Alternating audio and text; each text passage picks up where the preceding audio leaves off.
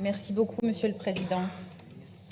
Nous aurions toutes les raisons ce matin de nous réjouir à la lecture de ce CPER, de l'intérêt de l'État pour nos projets de territoire, s'il ne s'agissait pas de projets savamment sélectionnés au filtre d'une vision verticale et descendante. Une main à la fois visible et invisible, celle-ci, qui impose sa vision du développement des territoires depuis Paris. Des projets savamment sélectionnés, hélas, selon la loi de l'offre et non celle de la demande.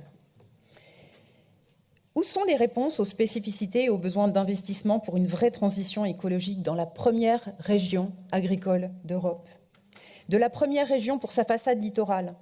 En quoi tout cela répond-il aux besoins des filières qui sont les plus impactées par le dérèglement climatique, la montée des eaux, l'acidification des océans? Quelles sont les réponses apportées à ces problématiques spécifiques? Quelle vision précise de notre spécificité culturelle et patrimoniale, par exemple, et des besoins réels du secteur artistique?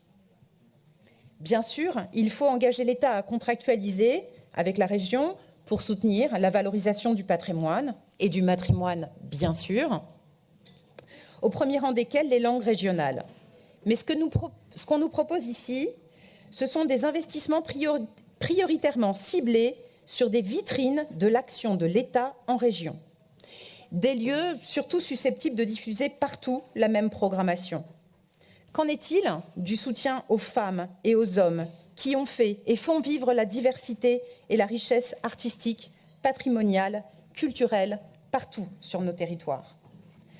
On attendrait un soutien non pas seulement aux lieux de diffusion, mais à destination de la vie culturelle dans sa diversité, à destination des initiatives culturelles, de la vie associative, des équipes artistiques qui apportent la garantie de la liberté artistique, à destination de l'éducation artistique et culturelle, des pratiques amateurs, une politique qui encourage les conservatoires, les écoles de musique et de danse en milieu rural, les coopératives d'emploi, les ateliers partagés, les tiers-lieux culturels, à destination de toutes celles et ceux qui font quotidiennement vivre les cultures dans notre région et qui vivent souvent dans la précarité, vulnérabilisés par 2 années de crise sanitaire, démobilisés après les occupations incomprises des scènes nationales, tous ces artistes du territoire qui ne parviennent pas à relever la tête et disparaissent du paysage, loin des radars parisiens.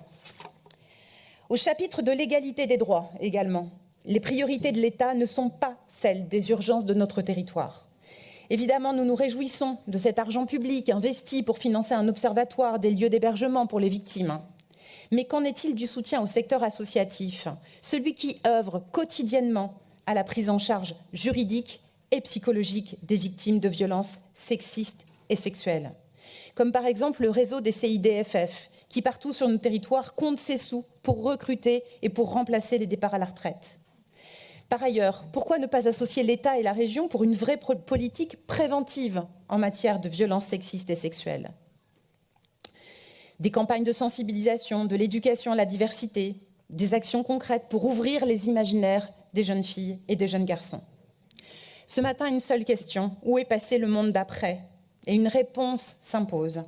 Il n'est pas dans ce contrat de plan, reflet d'une politique jacobine, d'un autre siècle et totalement déconnecté des besoins spécifiques qui s'expriment partout sur notre territoire, dès lors qu'on prend la peine de descendre de sa tour d'ivoire.